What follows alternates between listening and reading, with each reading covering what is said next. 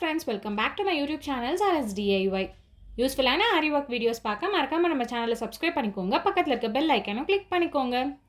இப்போ நீங்கள் ஸ்க்ரீனில் பார்க்குற இந்த ஃப்ளவர் பேட்டர்ன் வந்து இது நான் ரேண்டமாக கையில் ட்ரா பண்ணியிருக்கேன். இதுக்கு பேட்டர்ன் எதுவும் நான் யூஸ் பண்ணலை. இப்போ இந்த ஃப்ளவர் பேட்டர்னை எப்படி நம்ம கம்ப்ளீட் பண்ண போகிறோம் அப்படின்றது தான் பார்க்க போகிறோம். இந்த பெட்டல்ஸ்லலாம் வந்து நான் நெட் கிளாத் யூஸ் பண்ணி கம்ப்ளீட் பண்ணலாம் அப்படின்னு ஐடியா வச்சுருக்கேன். இது எப்படி பண்ணுறேன் அப்படின்றத பார்க்கணுன்னா வீடியோ ஸ்கிப் பண்ணாமல் கடைசி வரைக்கும் பாருங்கள். இதுக்காக ஒரு பிளாக் கலர் நெட் கிளாத் எடுத்திருக்கேன்.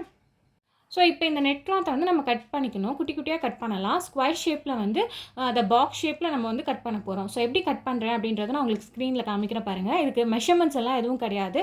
ஓரளவுக்கு கொஞ்சம் பெரிய பாக்ஸஸாக பெரிய ஸ்கொயராக நீங்கள் வந்து கட் பண்ணிக்கோங்க.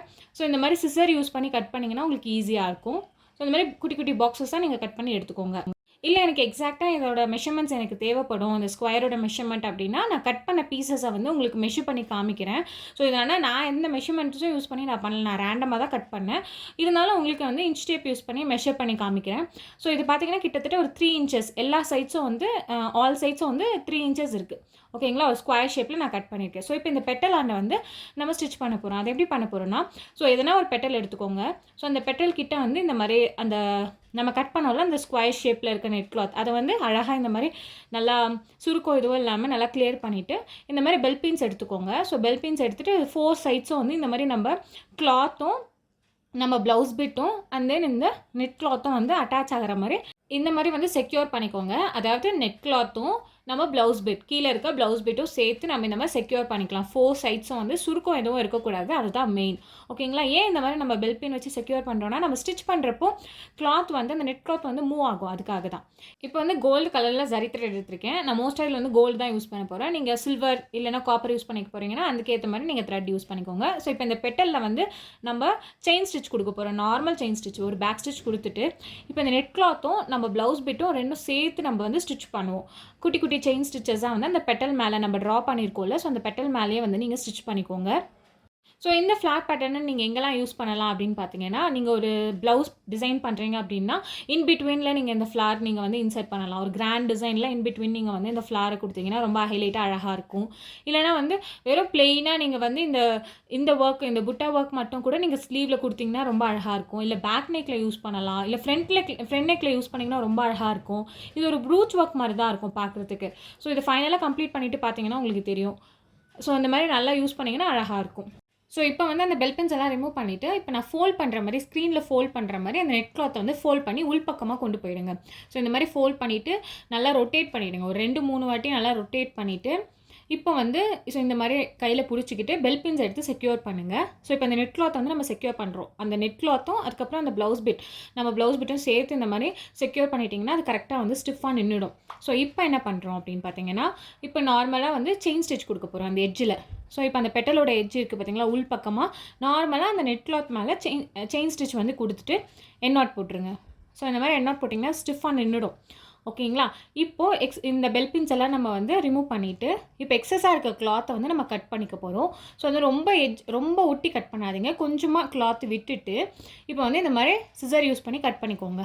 இந்த மாதிரி வந்து இருக்கும் உங்களுக்கு பெட்டல். இதே மாதிரி எல்லா பெட்டல்ஸும் நம்ம வந்து இதே ப்ராசஸில் தான் பண்ண போகிறோம்.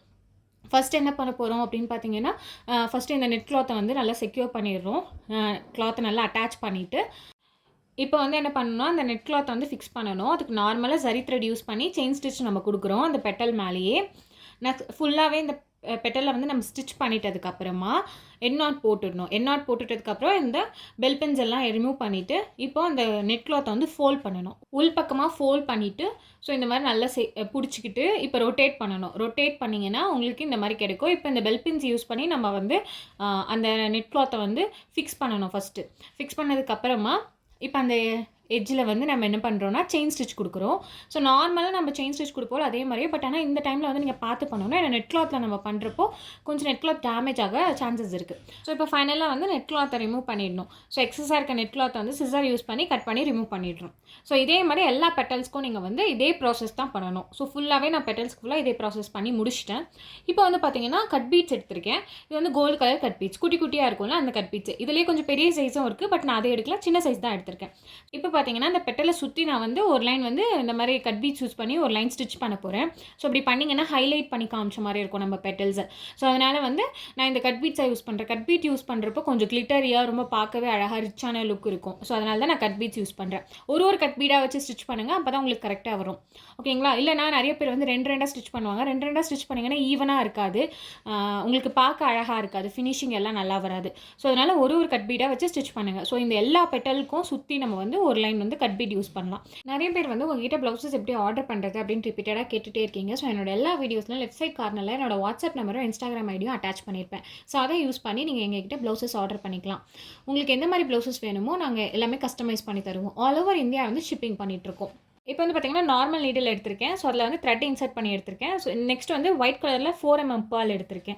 ஸோ இந்த மிடில் வந்து இப்போ அந்த கேப் எதுவும் இருக்காது. பட் ஆனால் வந்து அந்த நெட் கிளாத் வந்து ஃபுல்லாகவே நம்ம ஃபில் பண்ணிகிட்ருப்போம். பட் இருந்தாலும் அங்கே கொஞ்சம் எம்போஸ்டாக அழகாக நம்மளுக்கு மிடில் வந்து தெரியணும் அப்படின்றதுக்காக நான் இந்த ஒயிட் பேர்ல் வந்து நார்மல் நீடில் தான் வந்து ஸ்டிச் பண்ணுறேன். ஸோ இப்போ நான் ஸ்டிச் பண்ணுற மாதிரி ஸ்டிச் பண்ணிக்கோங்க. நீங்கள் வந்து ஆரி நீடில் யூஸ் பண்ணிங்கன்னா இந்த இடத்துல வந்து உங்களுக்கு அந்த நெட் கிளாத் எதனா டேமேஜ் ஆகிறதுக்கு சான்சஸ் இருக்குது. ஸோ அதனால் நான் நார்மல் நீடில் யூஸ் பண்ணி அந்த மிட் பாயிண்ட்டில் மட்டும் இந்த மாதிரி ஒயிட் பேர்ல் வந்து நான் சுற்றி நான் வந்து கொடுத்துக்கிறேன் ரவுண்டாக. ஓகேங்களா? அப்படி கொடுக்குறப்ப அந்த பிளாக் கலரில் அந்த ஒயிட் கலர் பேர்ல் நம்ம யூஸ் பண்ணுறப்போ ரொம்ப அட்ராக்டிவாக பார்க்க ரொம்ப அழகாக இருக்கும். ஸோ அதனால தான். இல்லை கோல்டு யூஸ் பண்ணாலும் நல்லா தான் இருக்கும். பட் ஆனால் ஒயிட் கொஞ்சம் நல்லா அட்ராக்டிவாக தெரியும் அந்த பிளாக்ல. ஸோ அதனால் அந்த ரவுண்டு ஃபுல்லாகவே நான் அந்த ஒயிட் பேர்ல் வச்சு கம்ப்ளீட் பண்ணி முடிச்சிட்டேன். நெக்ஸ்ட் அந்த ஆஃப் ஃப்ளவர் இருக்குது பார்த்தீங்களா, அதுக்கும் வந்து அதே மாதிரி நான் பண்ணி முடிச்சிட்டேன்.